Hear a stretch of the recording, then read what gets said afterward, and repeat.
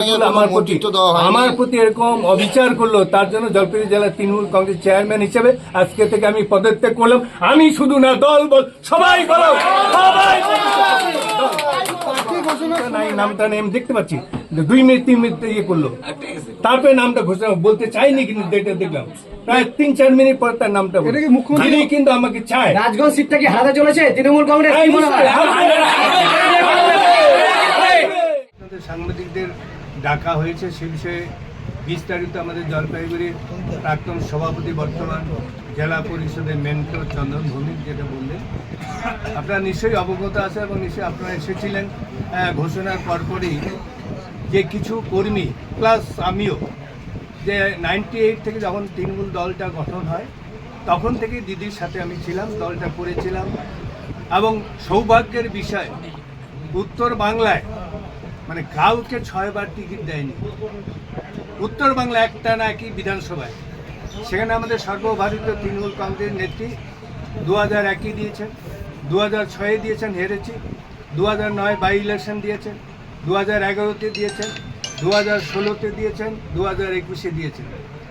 এবং সেখানে 4 বার কিন্তু রাজগঞ্জ বিধানসভার মানুষ, একবার শুধু 21 রাজগঞ্জ বিধানসভা ছিল, সেটা হচ্ছে 21 রাজগঞ্জ ডাবগ্রাম ফুলবাড়ি এবং রাজগঞ্জ একই বিধানসভা ছিল। ওই এলাকায় 21 রাজগঞ্জ বিধানসভার মানুষ প্রথম জলপাইগুড়ি জেলার প্রথম তৃণমূল কংগ্রেসের বিধায়ক নির্বাচিত করে বিধানসভায় পাঠিয়েছিলেন। তারপরে 2011 তখন ডিলিমিটেশন হলো, 2টো বিধানসভা হলো, রাজগঞ্জ বিধানসভাটা একটা ডাবগ্রাম ফুলবাড়ি 19 আর রাজগঞ্জ হচ্ছে 18।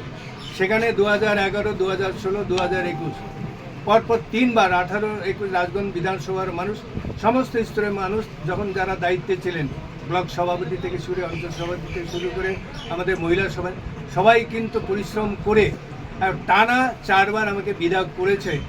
তার জন্য আমি এত আনন্দিত হয়েছিলাম, ভেবেছিলাম যে এবারেও বোধহয় 2026-এ যে নির্বাচন, এবারেও আমি প্রার্থী হব। আমি কেন, আমার যারা দলের কর্মী যারা ছিল তারাও ভেবেছিল এবারেও প্রার্থী হবে, এবারেও বিপুল ভোটে জিতবে।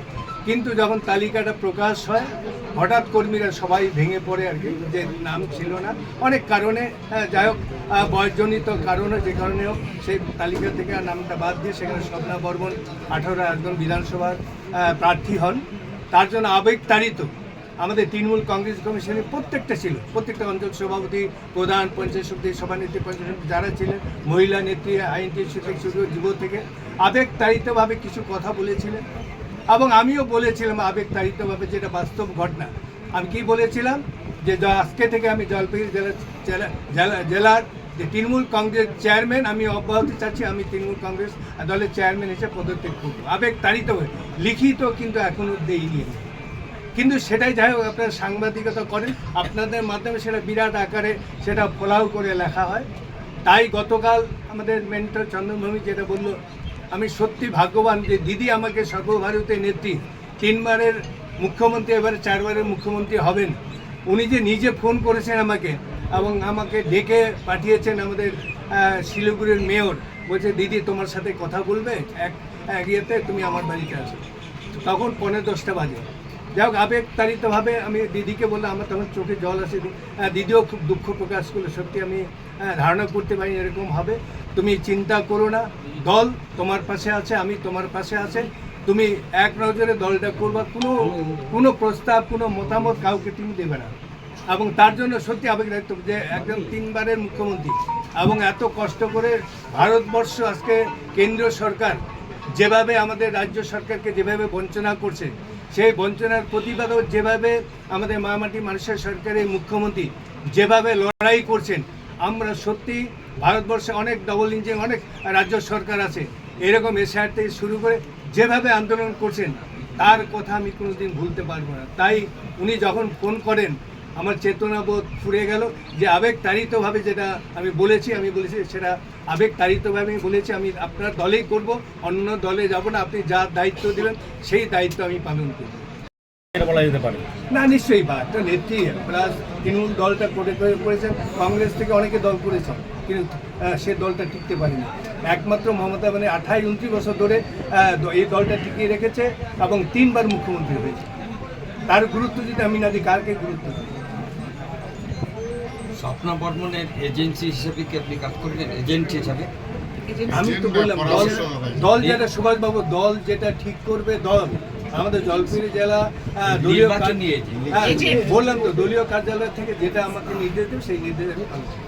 কবে থেকে প্রচারে নামছেন স্বপ্নার হয়ে? বললাম তো ঠিক হবে এগুলো নিশ্চয়ই ঠিক হবে, কিন্তু কবে কোথায় দিতে হবে শুধু কি স্বপ্নার হয়ে নামবেন না অল ওভার জলপাইগুড়ি জেলার চেয়ারম্যান তো সব জায়গায় আমি যাবো। রামমোহন যেমন এখানে আছে, আমাদের মন্ত্রী গুলিচিক বেড়ে আছে, আজকে ধূপগুড়ি নির্মল রায় আছে, আমাদের ফুলবাড়ির আমাদের রঞ্জন শর্মা আছে, আমাদের জলপাইগুড়ি কৃষ্ণদাস আছে, সব জায়গায় আমাদের সঞ্জয় কুজুর আছে, নাগাঘাট সব জায়গায় যাবো। এবছর রাজগঞ্জ বিধানসভার ক্ষেত্রে কত হাজার ভোটের লিড হতে পারে রাজগঞ্জ বিধানসভা? রাজগঞ্জ বিধানসভা নিশ্চয়ই আপনারা দেখেছেন যে ভারতীয় জনতা পার্টি বিজেপি সরকার যেভাবে রাজ্য সরকারকে যেভাবে বঞ্চনা করেছে এবং রাজ্য সরকার বঞ্চনা করার পরেও আজকে প্রায় 3-4 বছর হলো 100 দিনের কাজের টাকা বন্ধ করে দিয়েছে, বাংলা আবাস যোজনার টাকা বন্ধ করে দিয়েছে, তেমনি আবার এবারে দিদি বাংলার বাড়ি 90 লক্ষ দিচ্ছে। প্লাস আপনারা দেখেছেন এবারে যে ঘোষণা হয়েছে প্রত্যেকটা আজকে আজকে আমাদের আইসিডিএস থেকে শুরু করে আশা থেকে শুরু করে সিভিক ভলেন্টিয়ার এবং যারা সরকারি কর্মচারী তাদেরও দিয়ে বাড়িয়ে দিয়েছে, তাদেরও দিয়ে, এবং যেটা মেন যেটা বিষয় যুবক যুবতীদের কথা কেউ কোনোদিন চিন্তা করেনি যারা এখনো বেকার হয়ে আছে, তাদের জন্য আজকে কি যুব সাথী এই যে এতগুলো প্রোগ্রামে, তার জন্য জলপাইগুড়ি জেলায় আমরা 7টা বিধানসভায় ভালো মার্জিনে আমরা